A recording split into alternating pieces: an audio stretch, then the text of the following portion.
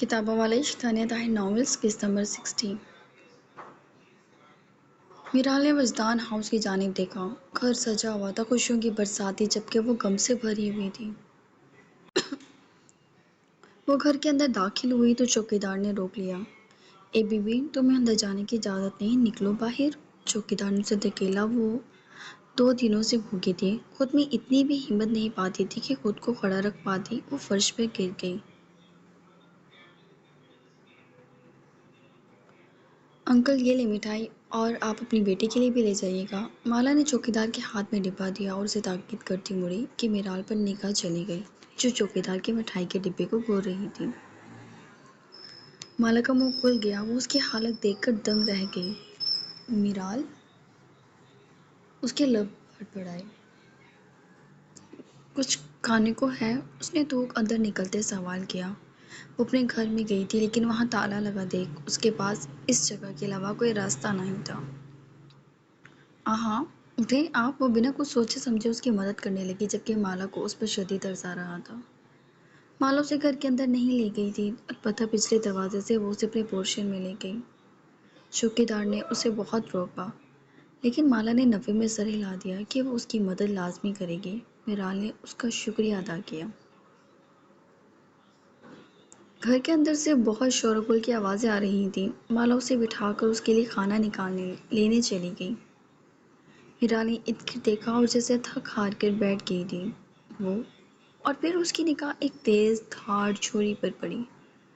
اگر اس کی زندگی میں کبھی جہان ہوتا ہی نہ تو وہ بھی سالم سے شادی کر کے ایک نارمل زندگی گزارتی، اور پھر جہان کی زندگی میں مالا نہ ہوتی، یا پھر اس کے اور جہان کے بیچ کوئی رکاوٹ نہ ہوتی، یا شاید جہان عالم اسے ہمیشہ پاگل نہ بناتا، محبت کا جھانسا دے کر اس کی رسی نہ کھینچتا، تو وہ آج اس مقام پر نہ ہوتی۔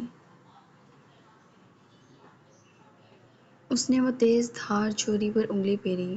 اتنا عرصہ وہ لوگوں کے گھروں میں پڑی رہی، کسی نے پلٹ کر اسے منانے کی کوشش نہ کی۔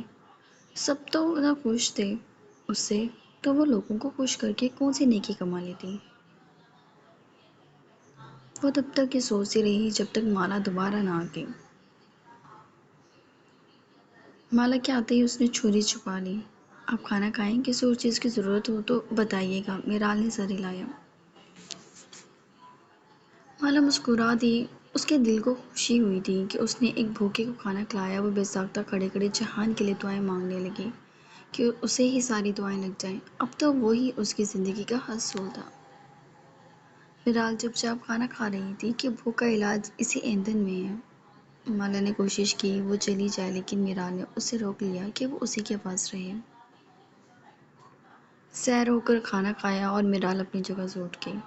تمہیں پتہ ہے تم بہت سویٹ ہو، وہ بولی تو مالا ہلکا سا مسکرا دی۔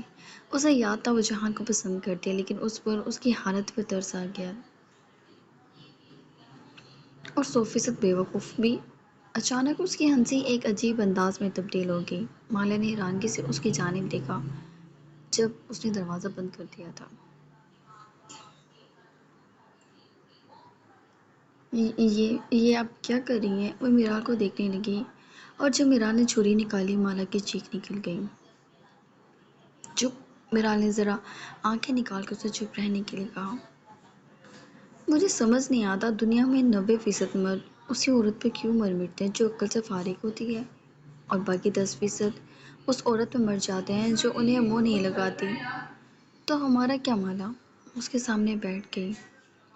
مرد یہ کیوں نہیں سوچتا کہ اس کی عورت پاگل ہو رہی ہے، اور پاگل پن میں وہ ہر حدیں پار کر دیتی ہے، اور جب عورت حدیں پار کرے تو وہی مرد اسے اتنی نفرت کرتا ہے، اس پر کسی اور عورت کو پھونک کے دے، اور وہ ہوتی ہو تم۔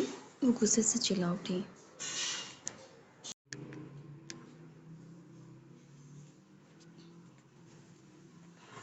اور تم ہوتی ہو جو اپنی چکنی بیوقوفانہ باتوں میں کسی بھی آدمی کو پنسا لیتی ہو، اور وہ تم جیسی عورتوں کا محافظ نگہبان بن جاتا ہے۔ مالا نے دیکھا وہ بے ساختہ رو پڑی تھی۔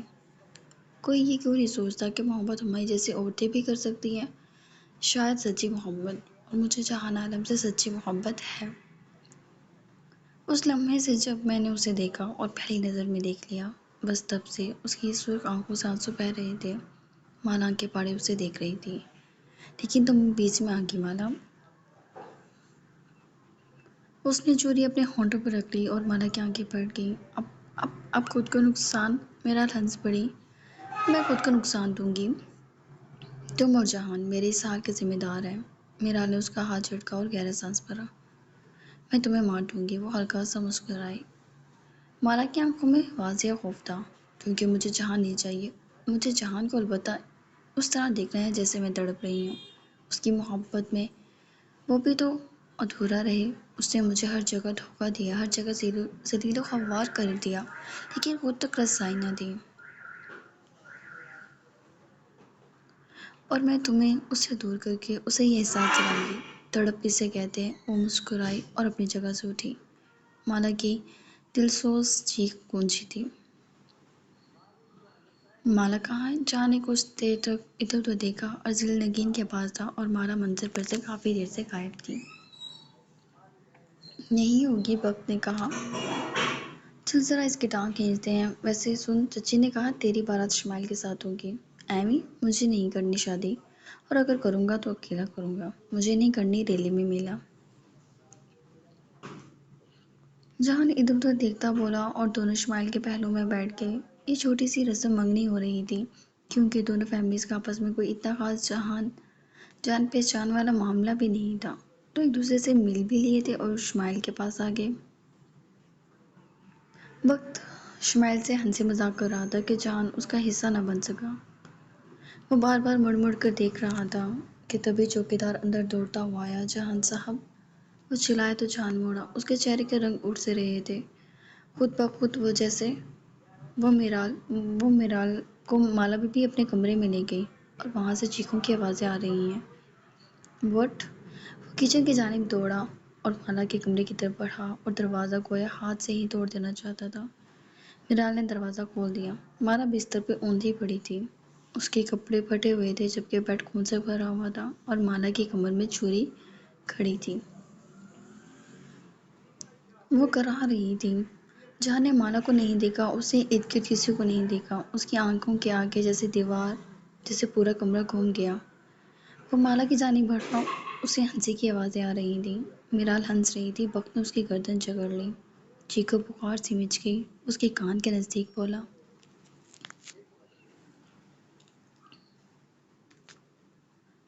مالا. شاید بے آواز اس کے اپنے کانوں تک بھی نہ پہنچ سکی. جہان میں گاڑی نکال رہا ہوں، جلدی سے مالا کو لے کر آؤ. سالم کی آواز اس کے کانوں میں پڑی. مالا کی سرخ آنکھیں تھیں. وہ ہچکی بھرتی اسے دیکھ رہی تھی. جہان کو لگا اس کا گلا سوکھ گیا ہو. اس نے اس کو خود میں چھپا لیا اور وہ خود میں لت پت اس کے وجود کو باہوں میں بھرے باہر لے کر نکلا. وہ بھاگ نہیں سکا. اس کا پورا وجود کانپ رہا تھا. وہ گاڑی میں سوار ہوئے اور ہسپتال کے لیے نکل گئے جبکہ روحاب نے پیچھے میرال کے منہ پر تھپڑ دے مارا. میرال کبھی رونے لگتی، کبھی ہنسنے لگتی. بلال، امی سب وہاں تھے. یہ کیا کیا ہے آپ نے؟ وہ چلائی مگر میرال کا رویہ وہی تھا. جان کی آنکھیں دیکھی تھی تم نے؟ وہ کس قدر غم میں تھا. وہ ہنستے ہوئے روحاب کو بولی. مجھے محسوس ہو رہا ہے اس کے سینے میں وہی درد اٹھ رہا ہے جو میرے دل میں ہے. جان کی مالا مر جائے گی. وہ ہنسی چلی گئی جبکہ سب اس کے پاگل پن کو آنکھیں پھاڑے دیکھ رہے تھے. اس کے ہاتھوں میں خون تھا. اس کے کپڑے مکمل خون سے تر تھے. وہ کئی بار ہسپتال آیا تھا لیکن ہمیشہ اگریشن کا شکار رہا تھا. اور آج ایسا لگ رہا تھا کہ وہ دم ساتھ بیٹھا ہو. ڈاکٹر کے الفاظ اس کے کانوں میں گونج رہے تھے. ان کی کڈنی ڈیمیج ہو گئی ہے. خون بہت ضائع ہو گیا ہے. دعا کریں. وہ اپنی آنکھیں صاف کرتا اٹھا اور خون کا انتظام کرنے نکلا ہوا تھا. وہ اس حصے میں پہنچ گیا. سر، آپ کا بلڈ آپ کی وائف سے میچ نہیں کرتا. یہ بات چھٹی بار وہ لڑکی اسے بتا رہی تھی. تو آپ ایکسچینج میں دے دیں مجھے. وہ بولا. سر، ہم کوشش کر رہے ہیں. آپ کی کوشش سے میری بیوی مر جائے گی. وہ اس کے کانچ کے کیبن پر مکہ مارتا تھا. جہان. کرچی کرچی ہوتی کانچ ارد گرد بکھرتی چلی گئی جیسے اس وقت وہ یہ سب حالت دیکھ کر خود کو ہوا میں ملک ہوتا محسوس کر رہا تھا. یا اسے خون کی ضرورت ہے، میں کہاں سے لاؤں؟ ہم کر لیں گے، تم فکر نہ کرو، تم چلو یہاں سے۔ اسے وقت کو دور دھکیلا، موبائل نکال لیا۔ اور شاید انسان پر ایسا وقت آتا ہے کہ جب وہ اختیارات رکھنے کے باوجود کچھ نہیں کر پاتا، اور اس کا کوئی سورس اس وقت نہیں چل پا رہا تھا، چل تو کسی کا بھی نہیں رہا تھا۔ انہیں او نیگیٹو کی ضرورت تھی جو اس وقت بمشکل ہی دستیاب تھا کہیں۔ ایک جانورزی نے رو رو کر سر پہ اٹھا لیا تھا۔ سب مالا کے لیے تڑپ اٹھے تھے۔ یہ تو یہ وہ لڑکی تھی جس کو کوئی اپنے سامنے دیکھنا نہیں چاہتا تھا، اور اس کی سانسوں کے لیے اس وقت سب اس طرح ہو گئے تھے کہ کچھ اور سوچ ہی نہیں رہا تھا۔ اینا کو مالا کے ساتھ گزرے لمحے یاد آ رہے تھے۔ رحاب شرمندگی کے مارے کسی سے بات کرنے کی ہمت نہیں پا رہی تھی، لیکن اینا اور رحاب کی پوری کوشش تھی کہ وہ کسی طرح ارسیل کو سنبھال لے، جو سنبھلنے کا نام نہیں لے رہا تھا۔ یہ تو وقت خدا اور جہان جانتے تھے کہ وہ رات کس طرح کشمکش میں گزری کہ وہ بچ جائے گی یا نہیں۔ مسٹر جہان، ان کا ایک گردہ مکمل ڈیمیج ہے، اور دوسری اور بری خبر یہ ہے کہ شی از پریگننٹ۔ ڈاکٹر نے بتایا تو وہ آنکھیں پھاڑے اسے دیکھنے لگا۔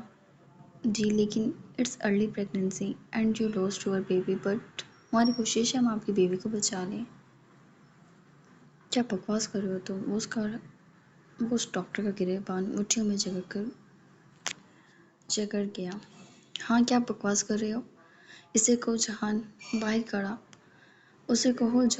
اس کا انتظار کر رہا ہے، ہوش میں آ جائے ورنہ خود جان سے مار دوں گا۔ وہ گرایا جبکہ ڈاکٹر نے اسے اپنا گریبان چھڑایا۔ ریاض، وجدان، حالانکہ سب نے معافیا مانگی تھی اسے، لیکن اس وقت سب کو ماضی یاد آ رہا تھا کہ ایک بے سر سی لڑکی اتنی اہم ہو جائے گی۔ ریاض بیٹے کو دیکھنے لگا جو ایک دم زمین پہ بیٹھتا چلا گیا جیسے ہار گیا ہو۔ اس نے اسے کبھی اس طرح نہیں دیکھا تھا۔ جہان، وہ جوان بیٹے کو خود میں سمیٹنے لگا۔ بابا وہ مجھے چھوڑ کر جا رہی ہے۔ اسے روکیں یار، وہ بچوں کی طرح ان سے بولا تو ریاض کی آنکھیں چھلک پڑی۔ اسے روکیں، میں اس کے بنا نہیں جی سکتا، میں اس کے لیے بنا ہوں۔ میں کہاں جاؤں گا یار، اب سمجھائیں اسے، وہ بولا جبکہ بخت نے سختی سے اس کے بازو کو جھنجھوڑا اور اسے کھڑا ہونے کے لیے کہا۔ اٹھو، نہیں جانا مجھے کہیں، ہاتھ چھوڑو میرا۔ وہ غصے سے اسے پیچھے دھکیل گیا۔ ہر آنکھ اشکبار ہو رہی تھی، لیکن بخت پھر بھی اسے گھسیٹ کے واپس لے گیا۔ معلوم نہیں کہاں؟ سارم نے ڈاکٹر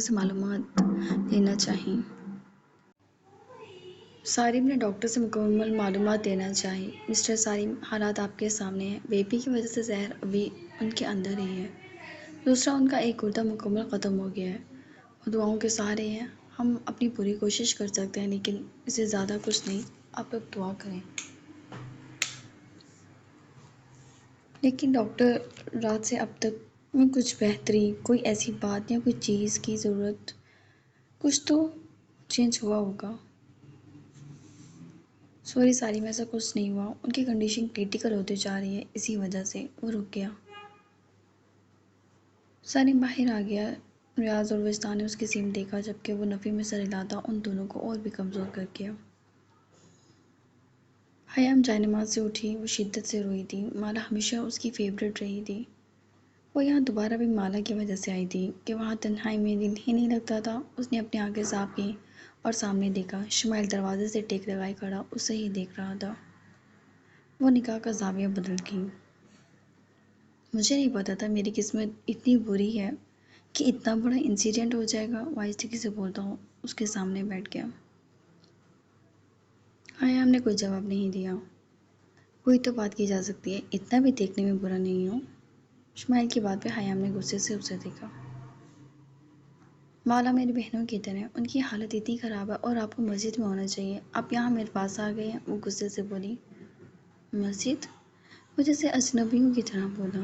کیوں، کبھی نماز نہیں پڑھی؟ وہ آنکھیں گھما کر بولی۔ سچ بتاؤں تو نہیں، وہ معصومیت سے بولا۔ حیام کا منہ کھل گیا۔ پھر تو کبھی کچھ مانگا بھی نہیں اللہ تعالیٰ سے آپ نے؟ وہ بولی تو شمائل کو شانش کہا گیا۔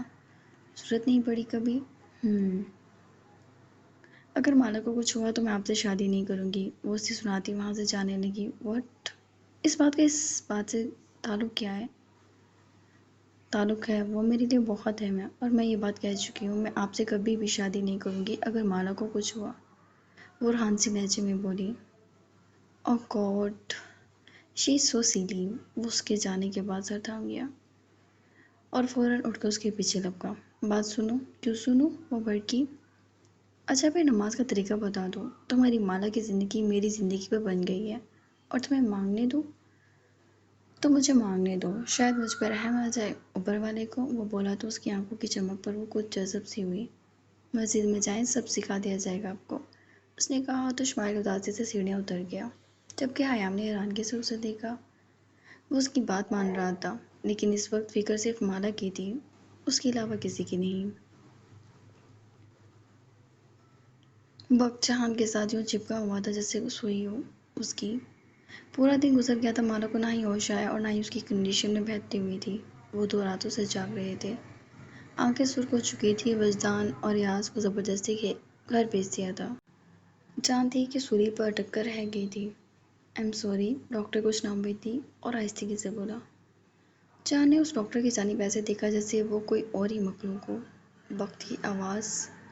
وقت کی رونے کی آواز اس کے کانوں سے ٹکرائی تھی۔ سارم ایک دم چیئر پہ گرا تھا اور وہ کھڑا ڈاکٹر کی شکل ہی دیکھ رہا تھا، جبکہ ڈاکٹر اس کے پہلو سے نکل گیا اور آئی سی یو سے ایک کے بعد ایک نرس اور ڈاکٹر اس کو ہمدردی اور افسوس بھری نگاہوں سے دیکھ کر وہاں سے چلے گئے۔